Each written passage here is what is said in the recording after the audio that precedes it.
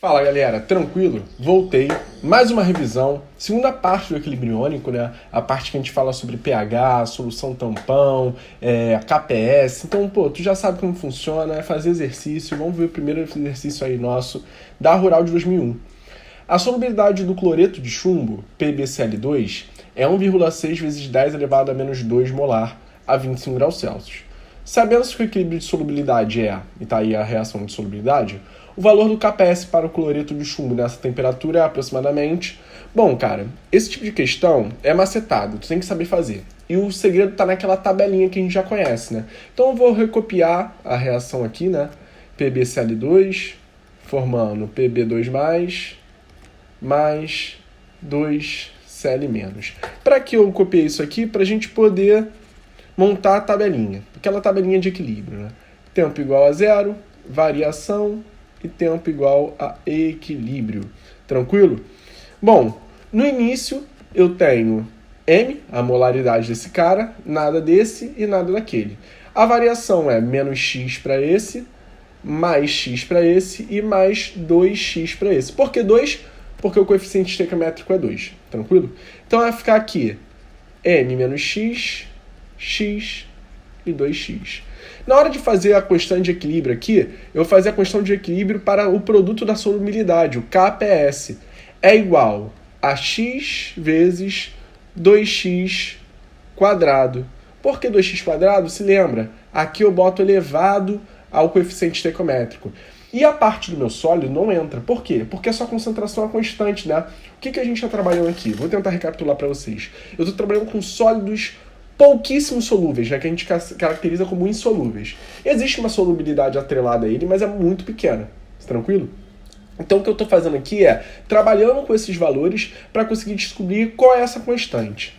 Bom, organizando isso aqui, eu posso dizer que meu KPS é igual a 4x ao cubo. Tranquilo?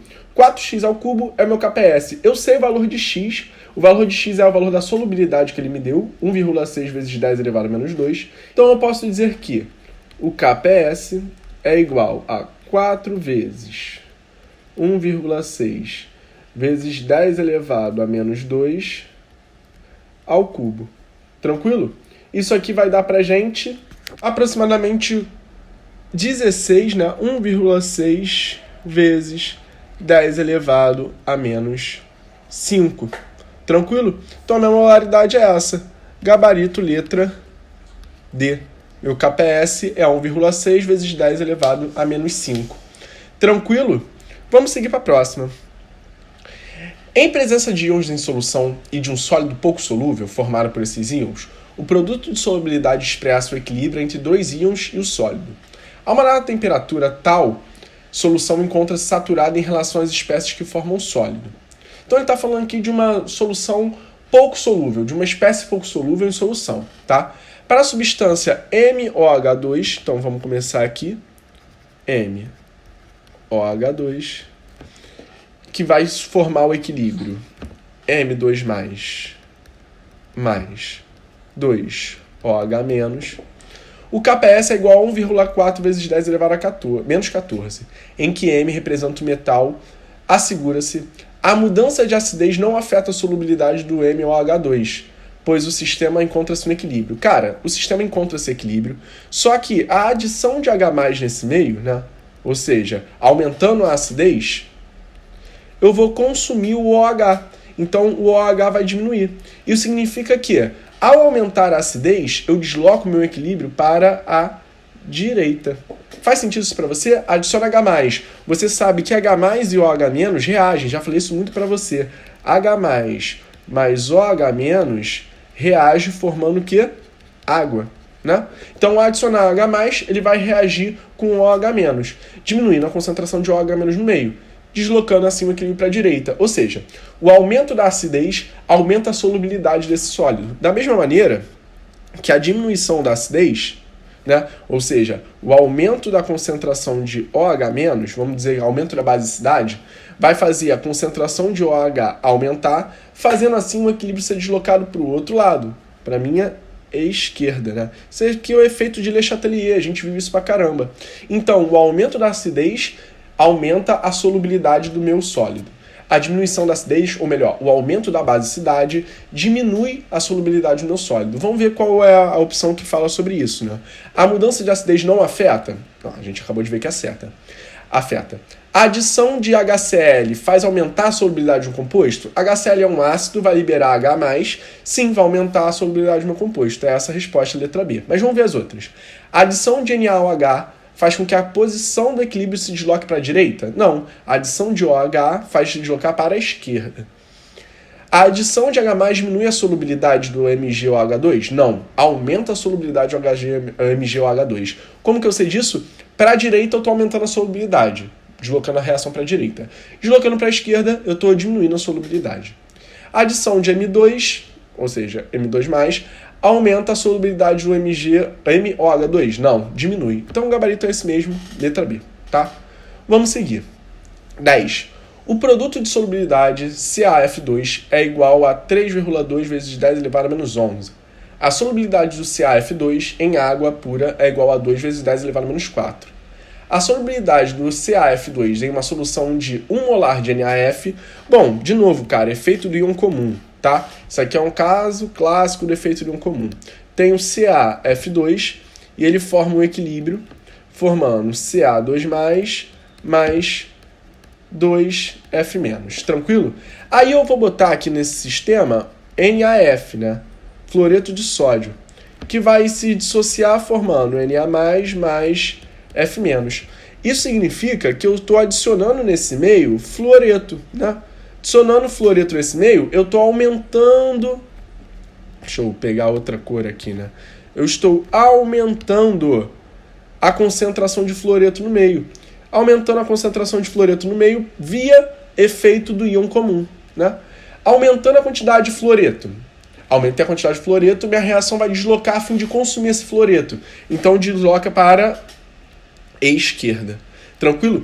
Fazendo assim, diminuir a solubilidade do meu fluoreto de cálcio, ok? Se diminuir a solubilidade do cloreto de cálcio, a solubilidade vai ser menor do que a que ele deu. Ele diz que a solubilidade é 2 vezes 10 elevado a menos 4. Então, com a adição de fluoreto de sódio, esse valor tem que ser menor.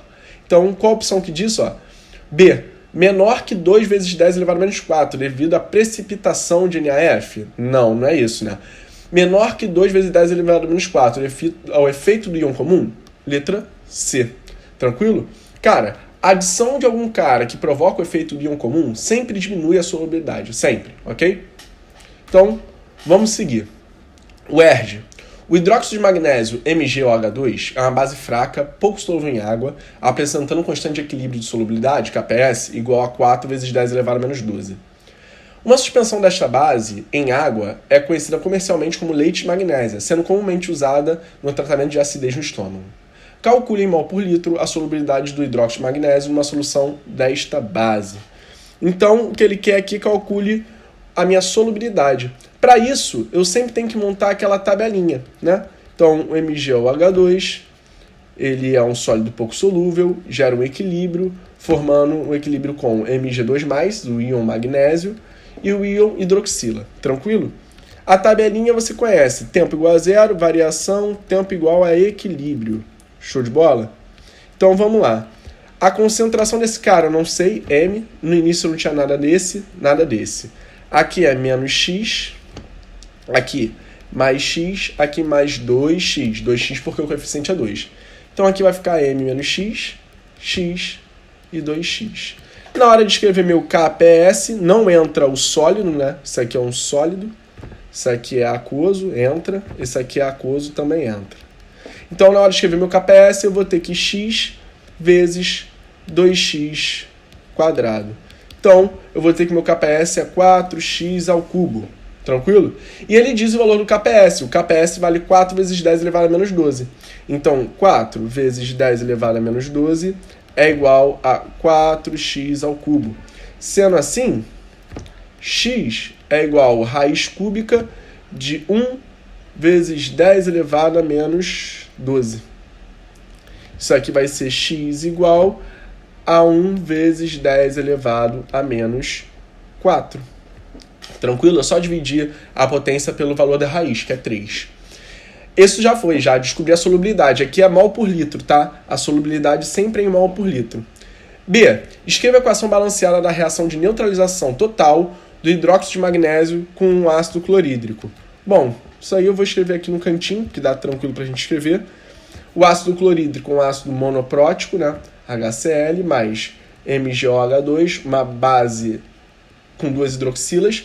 Isso significa que eu preciso de 2 mols de HCl. Por quê? Já falei isso com vocês algumas vezes. Para cada H+, eu preciso de um OH-. Então, aqui eu tenho 2 hidroxilas, então eu preciso de 2 ácidos. Vou formar MgCl2. Eu acho que ficou apertado aqui, né? Vou copiar aqui no cantinho. Mais 2 águas também, né? Por que 2 águas são formadas? Porque para cada H+, e OH- eu tenho uma água. Aqui eu tenho 2H+, 2OH-, 2 águas. Essa aqui é a minha reação balanceada do HCl junto com o MgOH. Tranquilo? Vamos para a próxima. Indique a opção onde são apresentadas as substâncias que podem compor uma solução tampão ácida. Bom, aqui é só o conceito, né? A gente sabe que o tampão ácido